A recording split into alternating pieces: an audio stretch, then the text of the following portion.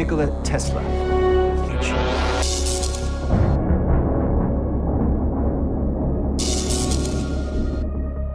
Imagine करो तुम्हारे घर में इलेक्ट्रिसिटी आ रही है, लेकिन कोई वायर नहीं, ना कोई इलेक्ट्रिक पोल, ना कोई पावर केबल, सिर्फ तुम्हारे घर के ऊपर एक छोटा सा एंटीना और तुम्हारे घर पे इलेक्ट्रिसिटी हवा के जरिए तुम्हारे पास आ रहा है।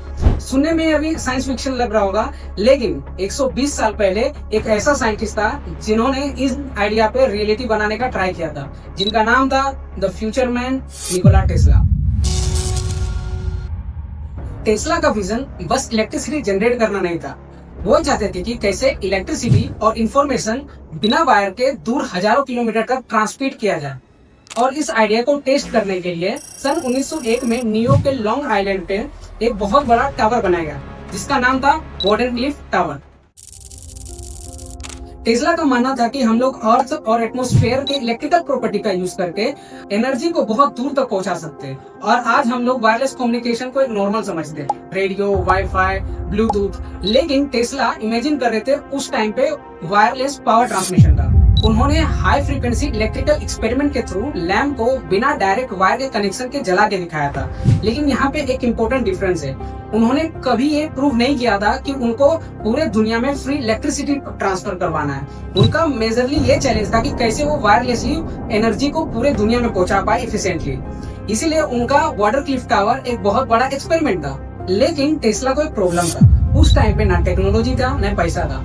टेस्ला को इस प्रोजेक्ट को कंप्लीट करने के लिए बहुत बड़ा इन्वेस्टमेंट चाहिए था। तब एंट्री होता है अमेरिका का एक फेमस फाइनेंशियल इन्वेस्टर का, जिसका नाम था जेपी मॉर्गन। मॉर्गन ने टेस्ला को इनिशियली प्रोजेक्ट के लिए फंड किया। टेस्ला को अब लगा कि अब मेरा रियलिटी बन सकता है मेरा ड्रीम।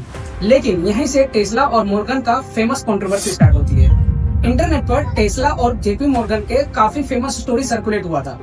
उसमें कहा जाता है कि जेपी मॉर्गन को टेस्ला का वायरलेस इलेक्ट्रिसिटी कम्युनिकेशन ट्रांसफर करने का आइडिया पसंद ही नहीं था। लेकिन क्यों? थ्योरी के अकॉर्डिंग जेपी मॉर्गन का मानना था कि अगर टेस्ला सक्सेसफुल हो जाता अपने आइडिया में, तो जो वायर से इलेक्ट्रिसिटी ट्रांसफर कर रहे हैं उससे ट्रेडिशनल पावर इंफ्रास्ट्रक्चर को काफी नुकसान होता। लेकिन क्या ये बात सच है? टेस्ला ने वार्डेनक्लिफ टावर को बचाने की कोशिश की, लेकिन फंडिंग का प्रॉब्लम सॉल्व नहीं हुआ।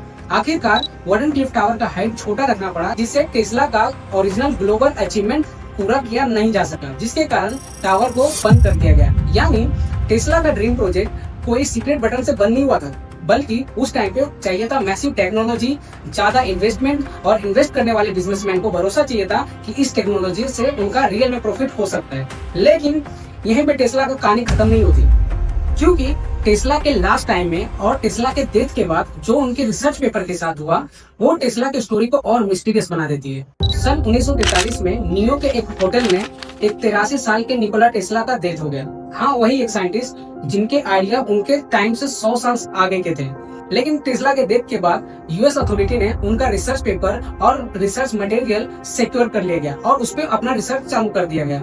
और यहीं पे लोगों का एक मिथ स्टोरी भी स्टार्ट हुआ था कि कहा जाता है कि यूएस अथॉरिटी ने टेस्ला के इन्वेंशन को सिक्योर किया और छुपा लिया, ताकि लोगों के सामने उनका इन्वेंशन सामने ना आ सके। लेकिन इस स्टोरी के पीछे कोई कंक्लूसिव एविडेंस अभी तक नहीं मिला है, और यही बात टेस्ला के स्टोरी को बहुत ही इंटरेस्टिंग बना देता है। सोचो, आज हम लोग वायरलेस कम्युनिकेशन की बात करते हैं, रेडियो, वाईफाई, ब्लूटूथ, लेकिन उस टाइम पे टेस्ला बात करते थे वायरलेस एनर्जी ट्रांसफर का, जो कि उनके टाइम के 100 साल आगे का सोच था। तो क्या टेस्ला सही में अपने समय से 100 साल आगे थे? तो प्रोबेबली यस। लेकिन उनका जो ड्रीम प्रोजेक्ट का फेलियर था वो कोई एक बिजनेसमैन के कारण नहीं हुआ। उनके ड्रीम प्रोजेक्ट को अचीव करने के लिए उस टाइम पे चाहिए था मैसिव अमाउंट का इन्वेस्टमेंट, एनर्जी और बहुत ज्यादा भरोसा बिजनेसमैन को इस टेक्नोलॉजी को लेकर। लेकिन उस टाइम पे इतना कुछ नहीं हो पाया, और शायद 1901 की दुनिया ऐसे ड्रीम प्रोजेक्ट के लिए रेडी भी नहीं थी। आज वार्डेनक्लिफ टावर एग्जिस्ट तो नहीं करता, लेकिन टेस्ला का आइडिया आज भी एग्जिस्ट करता है। जब भी हम लोग वायरलेस कम्युनिकेशन टेक्नोलॉजी यूज करते हैं, वाईफाई से लेके ब्लूटूथ तक, सभी में टेस्ला का विजन झलकता है। तो टेस्ला वायरलेस इलेक्ट्रिसिटी दे पाए या नहीं, ये अभी भी डिबेट है। लेकिन टेस्ला एक क्वेश्चन जरूर छोड़ के गए हैं, अगर वायरलेस इंफॉर्मेशन ट्रांसफर हो सकता है तो एनर्जी क्यों नहीं? और शायद यही क्वेश्चन आज के वायरलेस टेक्नोलॉजी की फ्यूचर का डायरेक्शन चेंज करने में एक इम्पोर्टेंट रोल प्ले करता है। तो टेस्ला का ड्रीम प्रोजेक्ट फेल नहीं हुआ, बल्कि वो अपने समय से काफी आगे था। इस पे आपका क्या राय है, कमेंट में बताना, और हमारे पेज को फॉलो करना मत भूलना। Thank you.